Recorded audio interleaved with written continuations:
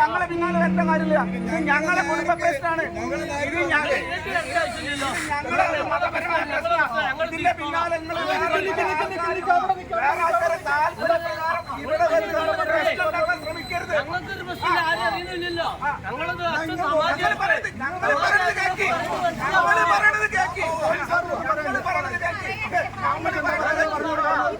ഇതെന്റെ സ്വന്തം ഭർത്താവ് ഒരു സമാധിയായതാണ്. നിങ്ങൾ എന്തിനാണ് ഇതിന്റെ കാര്യത്തിൽ ഇങ്ങനെ ഇടപെടുന്ന? നാട്ടുകാർക്കും ആർക്കും ഇതിൽ ഇടപെടേണ്ട ആവശ്യമില്ല.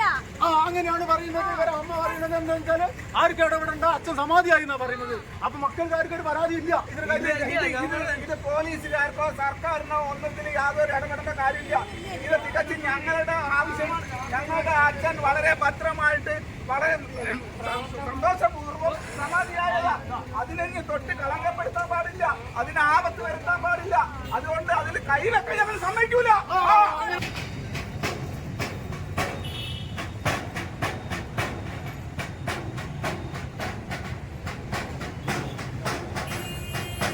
നിങ്ങൾ എന്താണ് ഇതിനെ പിന്നാലെ വരുന്നത്?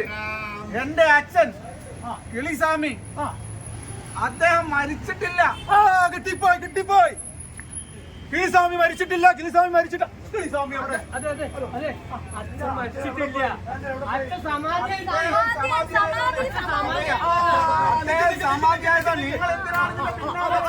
ഇത് കിട്ടിപ്പോയി. മരിക്കാത്ത ആളെ എങ്ങനെ നിങ്ങൾ പറയാൻ പറ്റും? മരിച്ചിട്ടില്ല, അദ്ദേഹം സമാധി ആയിക്കോളൂ. അദ്ദേഹം ഈ അരമണിക്കൂറിനകം അദ്ദേഹം കൈലാസത്തിലേക്ക്, അദ്ദേഹത്തിന്റെ ആത്മാവ് കൈലാസത്തിലേക്ക് എത്തിക്കഴിഞ്ഞതായിട്ട് എനിക്ക് വിവരം കിട്ടിയിട്ടുണ്ട്. പിന്നെ എന്തിനാണ് നിങ്ങൾ ഞങ്ങളെ പിന്നാലെ വരുന്നത്?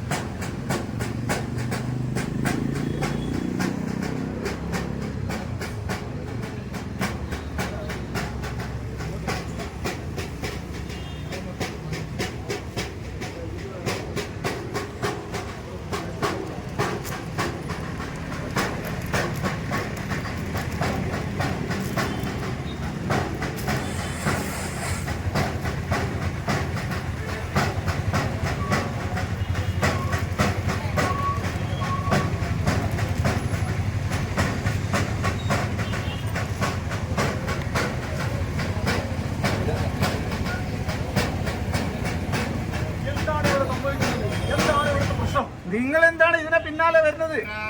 എന്റെ അച്ഛൻ കിളിസ്വാമി അദ്ദേഹം മരിച്ചിട്ടില്ല. കിട്ടിപ്പോയി. കിളിസ്വാമി മരിച്ചിട്ടില്ല. കിളിസ്വാമി അവിടെ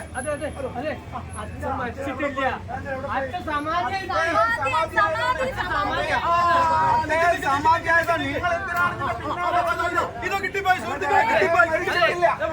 മരിക്കാത്ത ആളെ എങ്ങനെ നിങ്ങൾ പറയാൻ പറ്റും?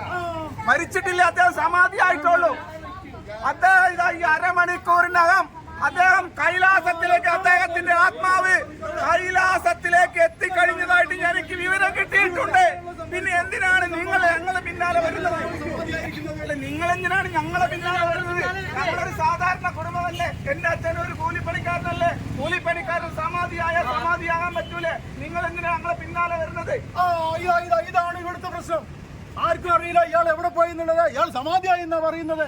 മക്കള് പറയുന്നു അച്ഛൻ സമാധിയായി എന്നുള്ളത്. പക്ഷെ ഇത് കണ്ടെത്തേണ്ട ഉത്തരവാദിത്തം ആർക്കുണ്ട്? അല്ല, പറയണ്ടോ? ഒന്നും പറയണ്ടെന്ന്. എന്ത് പറയാനുള്ളത്? നാട്ടിൽ പറഞ്ഞു നടക്കും. നമ്മൾ സമാധിയാവും. ഈ സമാധിയായ ആളെ കിട്ടിയില്ല. അപ്പൊ ഇങ്ങനത്തെ ഇതിന് പറയാനില്ല. ഒന്നുമില്ല.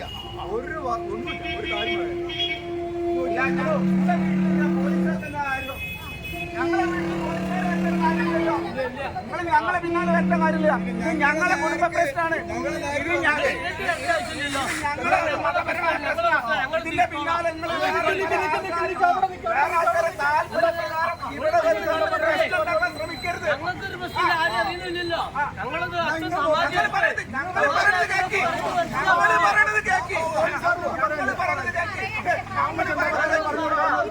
ഇതെന്റെ സ്വന്തം ഭർത്താവ് ഒരു സമാധിയായതാണ്. നിങ്ങൾ എന്തിനാണ് ഇതിന്റെ കാര്യത്തിൽ ഇങ്ങനെ ഇടപെടുന്ന? നാട്ടുകാർക്കും ആർക്കും ഇതിൽ ഇടപെടേണ്ട ആവശ്യമില്ല. അങ്ങനെയാണ് പറയുന്നത്. ഇവരെ അമ്മ പറയുന്നത് എന്താ വെച്ചാല് ആർക്കും ഇടപെടേണ്ട, അച്ഛൻ സമാധിയായി എന്നാ പറയുന്നത്. അപ്പൊ മക്കൾക്കാർക്ക് പരാതിയില്ല. ഇത് പോലീസുകാർക്കോ സർക്കാരിനോ ഒന്നത്തിൽ യാതൊരു ഇടപെടേണ്ട കാര്യമില്ല. ഇത് തികച്ചും ഞങ്ങളുടെ ആവശ്യം. ഞങ്ങളുടെ അച്ഛൻ വളരെ ഭദ്രമായിട്ട് വളരെ സന്തോഷപൂർവ്വം സമാധിയായതാ. അതിനെ തൊട്ട് കളങ്കപ്പെടുത്താൻ പാടില്ല, അതിന് ആപത്ത് വരുത്താൻ പാടില്ല. അതുകൊണ്ട് അതിൽ കയ്യിലൊക്കെ ഞങ്ങൾ സമ്മതിക്കൂല.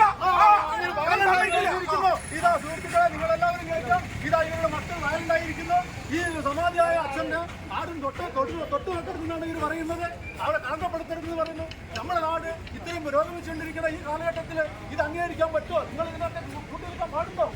ഇത് ഞങ്ങളെ അച്ഛന്റെ പ്രശ്നമല്ലേ? ഞങ്ങളുടെ വീട്ടിലെ പ്രശ്നമല്ലേ? ഞങ്ങൾ കാലാകാലങ്ങളായിട്ട് ആരാധിക്കുന്ന മൂർത്തിന്റെ മുന്നിലല്ലേ ഞങ്ങൾ നാട്ടുകാരല്ലേ? ഞങ്ങൾക്ക് അറിയണ്ടേ? അറിയണോ? ഇതായിരിക്കുന്നത്. ഇത് അടുത്തുള്ള ഞങ്ങൾക്ക് അറിയണം ഈ അച്ഛൻ എവിടെ പോയി എന്നുള്ളത്. രക്ഷിതാക്കൾ അച്ഛൻ സമാധിയായി പോയി. പിന്നെന്താ പ്രശ്നം? അച്ഛപ്പോ ദേവലോകത്തെത്തി.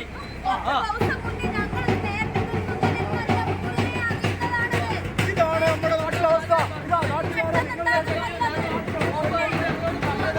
നേരത്തെ എന്റെ മക്കളോട് പറഞ്ഞിട്ടുള്ള കാര്യങ്ങളാണ്.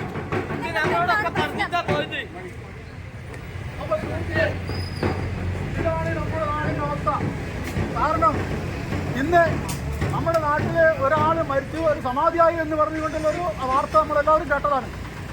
ഈ സമാധിയായി എന്ന് പറയുമ്പോൾ നമ്മുടെ നാട് വളരെയേറെ പുരോഗമിച്ചുകൊണ്ടിരിക്കുന്ന ഈ കാലഘട്ടത്തിൽ ഇതുപോലുള്ള നീതികൃത്യങ്ങൾ കണ്ടിട്ടും അതിനെതിരെ പ്രതികരിക്കാതിരിക്കുക എന്നുള്ളത് ഒരു സമൂഹത്തിന് ചേർന്നതല്ല എന്നുള്ളത് കൊണ്ട് തന്നെ ഈ പ്രദേശത്തുള്ള ചില ചെറിയ കലാകാരന്മാരെന്നുള്ള നിലയ്ക്ക് ഈ ഒരു ദുഷിച്ച പ്രവണതയ്ക്കെതിരെ അതിശക്തമായിട്ട് ഞങ്ങൾ പ്രതിഷേധിക്കുകയാണ് ചെയ്തിട്ടുള്ളത്. ഇതിനെതിരായിട്ടുള്ള ശക്തമായ നിലപാടുകൾ അടിയന്തരമായിട്ട് നമ്മുടെ ഭരണസിരാ കേന്ദ്രങ്ങളിൽ നിന്ന് ഉണ്ടാവണം. അതിനു വേണ്ടിയിട്ട് എല്ലാ ജനങ്ങളും ഇതുപോലുള്ള ഈ ദുരാചാരങ്ങൾക്കെതിരെ അതിശക്തമായ പോരാട്ടം നടത്തണം എന്ന് മാത്രമാണ് ഞങ്ങൾക്ക് പറയാനുള്ളത്. അതിനുവേണ്ടി മാത്രം ഒരു ചെറിയൊരു ഇൻസ്റ്റന്റ് നാടകമാണ് ഞങ്ങൾ ഇവിടെ പറഞ്ഞ ഈ പ്രദേശത്തുള്ള ചില കലാകാരന്മാർ ചേർന്നിട്ട് നടത്തിയിട്ടുള്ളത്. ഇത് കണ്ടുകൊണ്ടിട്ടുള്ള എല്ലാവർക്കും ഞങ്ങളുടെ ഹൃദയം നിറഞ്ഞ നന്ദി രേഖപ്പെടുത്തിക്കൊണ്ട് നിർത്തുന്നു. പോലീസുകാരനായിട്ട് അഭിനയിച്ചത് ജീവാനന്ദൻ മാഷാണ്.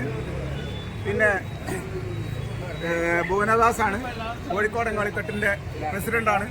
പിന്നെ കോഴിക്കോടൻ കളിത്തട്ടിൻ്റെ തന്നെ മറ്റൊരു കലാകാരനാണ് സുരേഷ് നല്ലൂര്, മറ്റൊരു കലാകാരിയാണ് ദിവ്യ ഇന്ദിവരം. പിന്നെ മോനാട്ടൻ ഫറൂഖ് സ്വദേശിയാണ്. പിന്നെ ഉണ്ണിയേട്ടൻ നല്ലൂർ സ്വദേശിയാണ്. നമ്മുടെ ഒരു ഫറൂഖിലെ ഒരു കലാകാരനാണ്. ഞാൻ ജയശങ്കർ കിളിയങ്കണ്ടിയാണ്. ഇത് തയ്യാറെടുപ്പൊന്നുമില്ലാതെ വളരെ പെട്ടെന്ന് ഒരു സത്വര നാടകം എന്നുള്ള നിലക്കാണ് ഈ ഒരു ചെറിയ ദൃശ്യാവിഷ്കാരം ഇവിടെ നമ്മൾ അവതരിപ്പിച്ചത്. നമ്മുടെ കേരളത്തിൻ്റെ നവോത്ഥാന മൂല്യങ്ങളൊക്കെ തന്നെ തട്ടിത്തെറിപ്പിച്ചുകൊണ്ട് കേരളത്തിന് പഴയ കാലഘട്ടത്തിലേക്ക് പിടിച്ചു വലിച്ചു കൊണ്ടുപോകുന്ന തരത്തിലുള്ള അനുഭവങ്ങളും കാര്യങ്ങളും ആണ് നമ്മുടെ വർത്തമാന കാലഘട്ടത്തിൽ കേരളത്തിൽ കണ്ടുകൊണ്ടിരിക്കുന്നത്. ഇതിനെതിരെ സമൂഹ മനസാക്ഷി ഉയരേണ്ടതുണ്ട്. ഇത്തരം സംഭവങ്ങൾ ഒറ്റപ്പെട്ടതായി വരുമ്പോൾ അതിനെ ഒറ്റപ്പെട്ടതായി കാണാനും അതിനെ സത്വരമായി തന്നെ ഗവൺമെൻറ് അതിൽ ഇടപെട്ടുകൊണ്ട് നിയമപരമായ രീതിയിൽ കൈകാര്യം ചെയ്തുകൊണ്ട് പ്രശ്നങ്ങൾ അവസാനിപ്പിക്കുകയും വേണം. മറിച്ച് ഇതിൻ്റെ മാധ്യമങ്ങൾക്ക് വിവാദമാക്കാനുള്ള ഒരു അവസരം ഉണ്ടാക്കുക എന്നുള്ളത് വലിയ വിദൂരമായിട്ടുള്ള വലിയ പ്രത്യാഘാതങ്ങൾ ഉണ്ടാക്കുന്ന ഒരു പ്രശ്നമായിട്ടാണ് ഞങ്ങൾ നോക്കിക്കാണുന്നത്. കലാകാരന്മാർക്ക് ഇതിനെ സംബന്ധിച്ച് നോക്കി നിൽക്കാനാവില്ല. പെട്ടെന്ന് പ്രതികരിക്കുക ഈ വിഷയത്തിൽ എന്നുള്ള ഒരൊറ്റ വിഷയം മാത്രം മുൻനിർത്തിക്കൊണ്ടാണ് ഇങ്ങനെയൊരു ദൃശ്യാവിഷ്കാരം ഞങ്ങൾ ഇവിടെ അവതരിപ്പിച്ചത്. ഈ ദൃശ്യാവിഷ്കാരം കണ്ട എല്ലാവർക്കും കോഴിക്കോട് കളക്ടറേറ്റിൻ്റെ നന്ദി അറിയിക്കുന്നു.